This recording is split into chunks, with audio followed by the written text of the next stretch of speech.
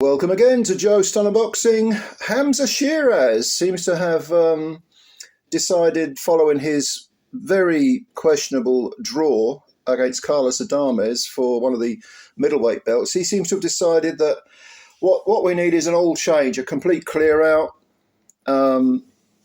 different weight, different trainer and so on, because he's moved up to 168. There'll be no rematch with Adames. You may remember the Adames fight for being, like I say, quite a controversial ending. I definitely thought Adames had won that. Sheeraz claimed that he'd broken his hand early on in that contest. And there were always concerns about Sheeraz's weight, because at 6'3" he was a huge middleweight, really, really huge. And the split draw kind of, I don't know, maybe it woke up his camp. I don't know. But anyway, it's 168, super middleweight now for Hamzah Sheeraz. But more surprisingly, perhaps, is the change of training team. Because for the last 5 years, Sheeraz has been training with Ricky Funes at, I can't remember the gym, but it's in Los Angeles anyway. Is it Wildcard?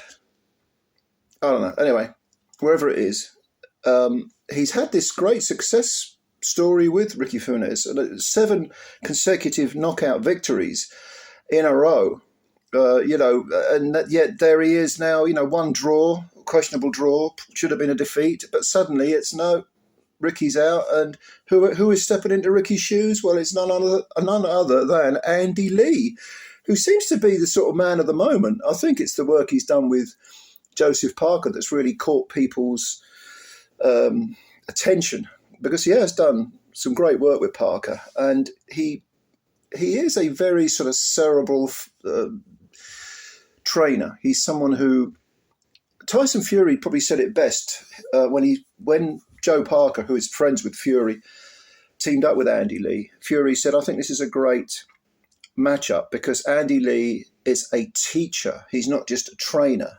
And that implies that he doesn't just show you the drills and basic technique and so on. He teaches in the sense that he goes into the nuances of boxing. He goes into the psychological side of it. And I get that impression with Lee when you bear in mind that he's worked with, the great Emmanuel Stewart, and then he worked with Adam Booth once Emmanuel passed away and Andy came back to live in, I think it was the UK or Ireland.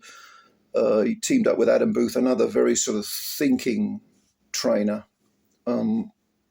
It's not really surprising that Andy has become that type of trainer himself, and he's really making some inroads into the the sort of trainer's reputation. He's building himself a little bit of a legacy here, I think. He's also going to be training Ben Whittaker. God knows Ben Whittaker needs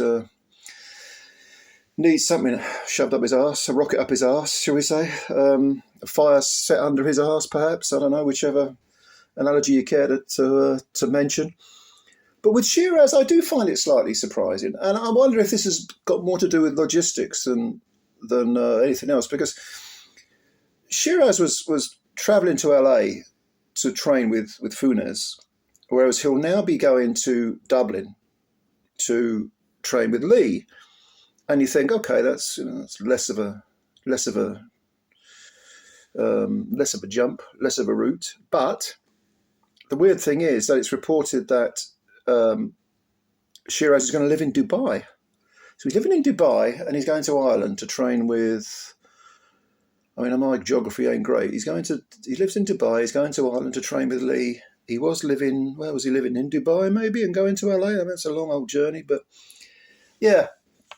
Anyway, he says that his next camp will be in Ireland, and Andy will be his trainer. I think that, I don't object to, Lee training Sheeraz. I think Lee's a good trainer.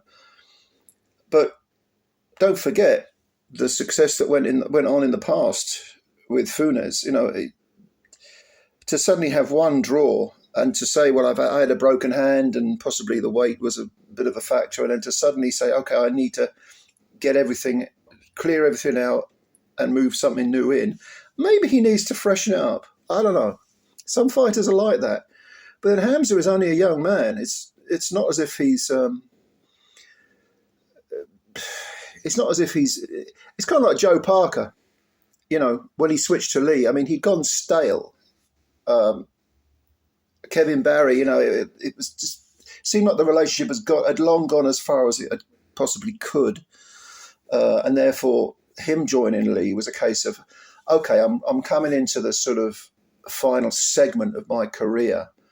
Therefore, I need to freshen everything up just to sort of see if there's any stones that haven't been turned over, see if there's things that someone else might notice that I haven't been using. Okay, Sheeraz might find that the same sort of result with Lee, but he's still a young man. Do you know what I mean? It's not like he's coming. It's not like he's suddenly thinking, "Oh, you know, I'm running out of time here. I really need to change things up. I need to get a move on."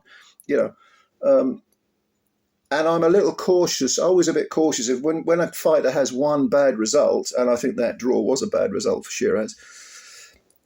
Suddenly, the trainer goes out the door and someone new comes in.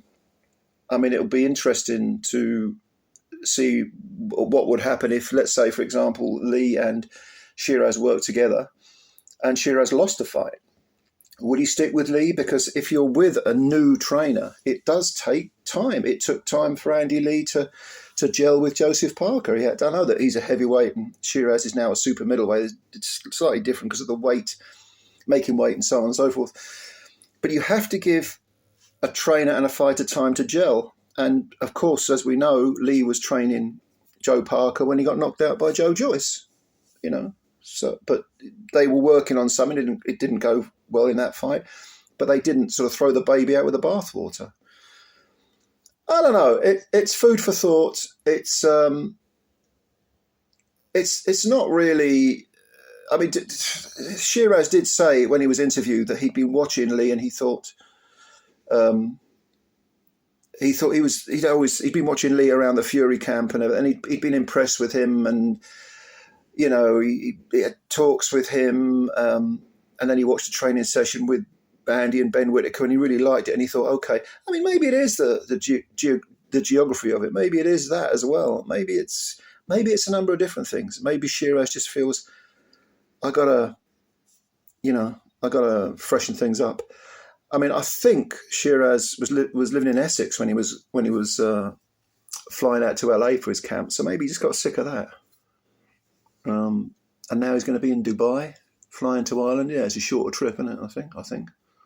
Yeah, it is. Yeah. Anyway, if you've got any opinions, leave them below. Let me know what you think. And what do you think? What do you think that Andy Lee will bring to the table as far as Sheeraz is concerned? I don't think many of you are going to disapprove of Sheeraz going up to 168 because I think that's probably his natural weight now. But do you think it will make a difference? Maybe you don't rate Sheeraz. Maybe you think he is a hype job. I know some of you do because you've left comments below, but in the videos, the comment section. But I think he's actually a very talented fighter. But this is slightly surprising. The whole changing everything is slightly surprising. But I don't know, you leave your comments below. You tell me what you think. And of course, thank you very much for watching. I hope that you're having a good week. We're only at the start of it, but not too bad, is it? Yeah, and please subscribe to the channel if you're new and hit the like button if you enjoyed the video. Thank you very much, ladies and gentlemen. Looking forward to reading what you've got to say, and bye for now.